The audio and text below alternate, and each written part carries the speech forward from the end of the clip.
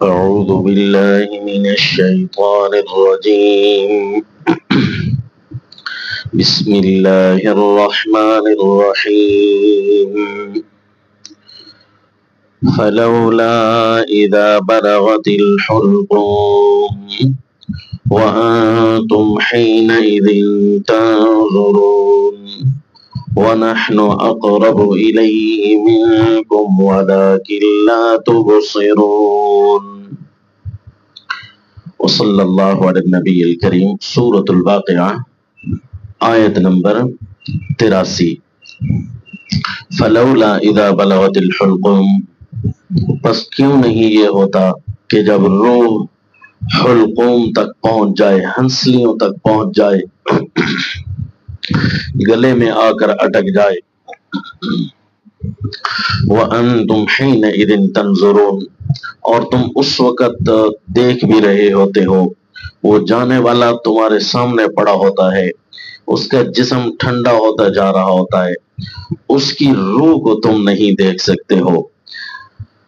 یہ منکرین کو جو اللہ کریم کی طاقتوں کا انکار کرتے ہیں اور اسی وجہ سے دن قیامت کو اپنے سامنے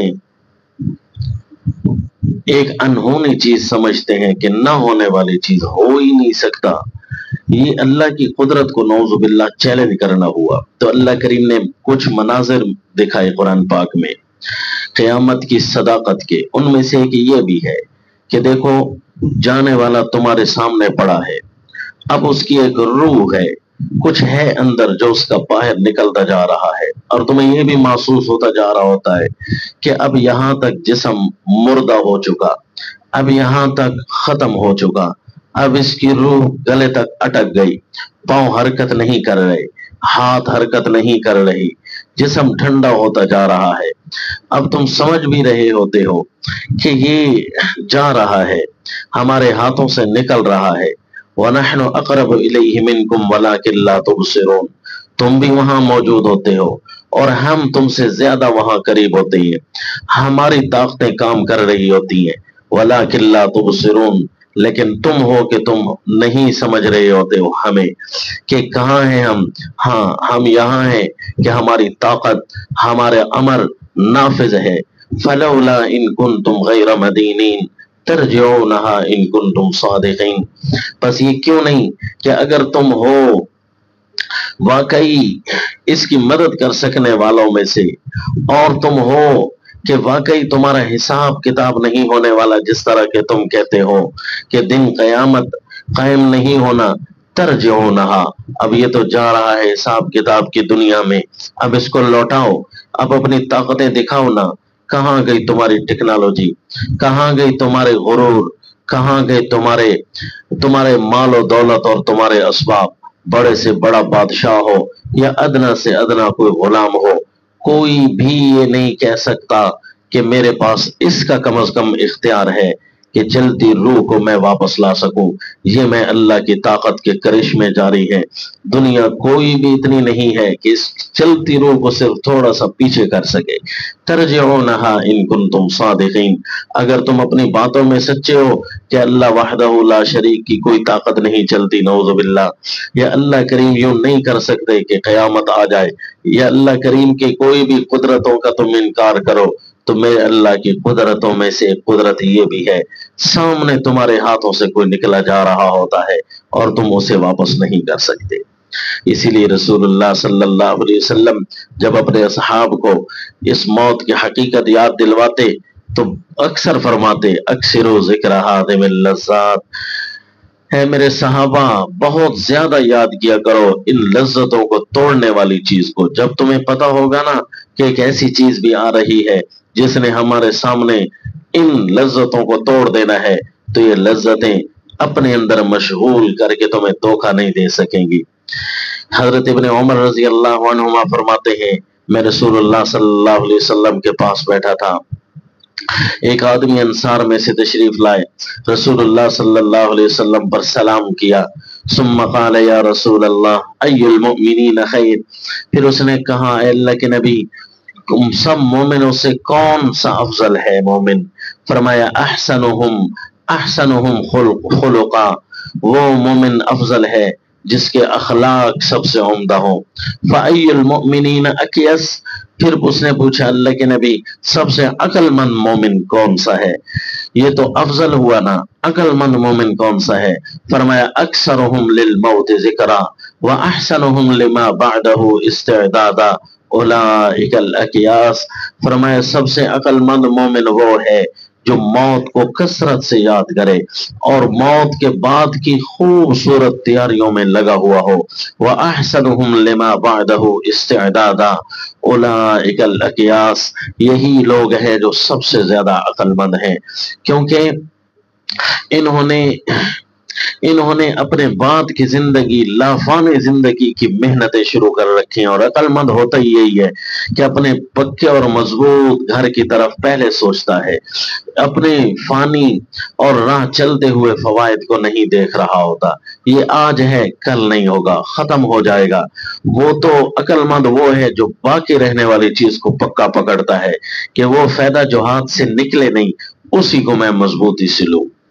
مسند احمد کی روایت ہے، حضرت عبداللہ ابن مسعود رضی اللہ عنہما فرماتے ہیں رسول اللہ صلی اللہ علیہ وسلم نے ارشاد فرمایا استحیوا من اللہ عز وجل حق الحیاء، اللہ تعالیٰ عز وجل سے جس طرح حیا کرنے کا حق ہے اسی طرح حیا کرو۔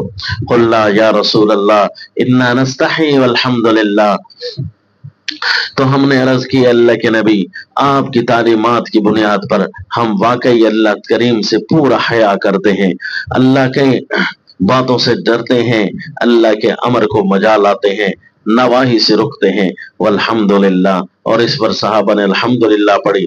آپ نے فرمایا لیس کذالک، نہیں میرے کہنے کا مطلب یہ نہیں تھا اسپیشل کچھ کرو، لیکن من استحیا من اللہ حق الحیا فلیحفظ الرأس وما حوا ولیحفظ البطن وما وعا ولیذکر الموت وما والبلا ومن اراد الآخرة ترک زینة الدنیا فمن فعل ذلك فقد استحیا من اللہ عز وجل حق الحیا۔ فرمایا میں تو اس حیا کی بات کر رہا ہوں کہ فلیحفظ الرأس وما حوا، کہ اپنے سر کی حفاظت کرو اور سر کے ارد گرد جو لگا ہے اس کی حفاظت کرو۔ سر کے ارد گرد کیا لگا ہے؟ یہ آنکھیں لگی ہیں، یہ کان لگا ہے، یہ زبان لگی ہے، یہی چیزیں سب سے بڑی ہیں، ان کا خیال کرنا اصل حیا ہے۔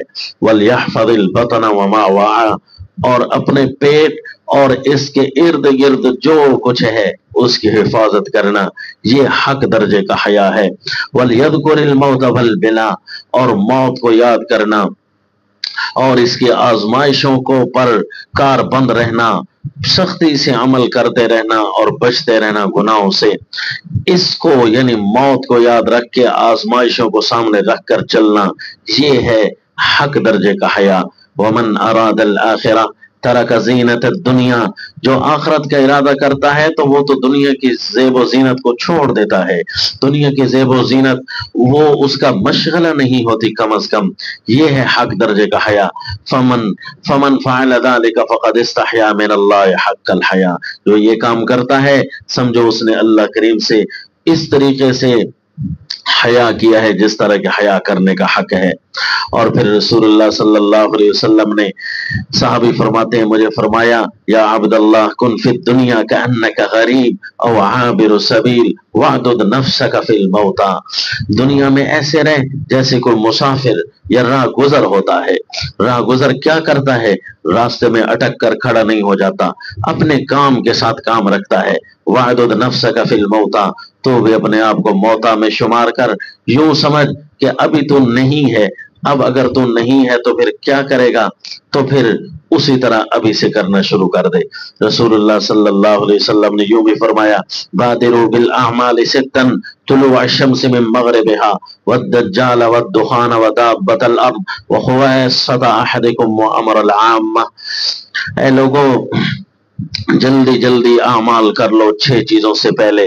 طلوع الشمس من مغربها، مغرب سے سورج نکلنے سے پہلے پہلے اعمال کر لو، والدجال، اور دجال کے نکلنے سے پہلے پہلے اعمال کر لو ورنہ وہاں حق پہچاننا مشکل ہو جائے گا۔ والدخان، اور धुआं निकलने से पहले पहले अमल कर लो। ये धुआं हर जमाने में भी हो सकता है, हर वक्त में भी हो सकता है। किस किस्म का धुआं, वल्लाहु आलम।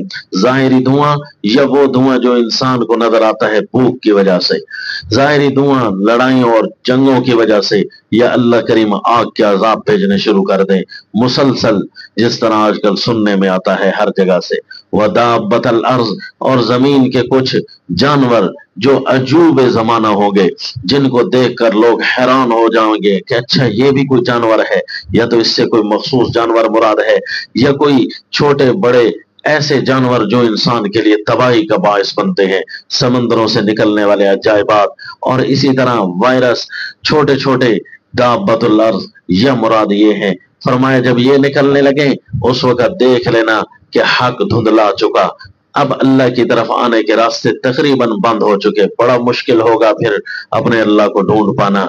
वखुवैसत अहदिकुम, और हर एक के साथ जो स्पेशल मामला होता है वो है मौत का, या इससे पहले पहले, या फिर अपने खुवैसत अहदिकुम का माना कि तुम में से किसी एक के मशागिल और खुसूसी उमूर ऐसे लायक हो जाएं कि जिसके अंदर वो भूल कर मौत को भूल जाए। वह अमरल आम, और आम लोगों के मामलात उनके हाथ में आने से पहले पहले आमाल कर लो, वरना वो तुम्हें ऐसा मसलेंगे कुचलेंगे कि आमाल को सच्चाई की बुनियाद पर लेना मुश्किल हो जाएगा। आमाल कर लो, मौत को याद कर लो, वरना जिस्म से रूह जब निकलने लगेगी दुनिया की कोई ताकत ऐसी नहीं जो उसे वापस कर सके। वमा अलैना इल्लल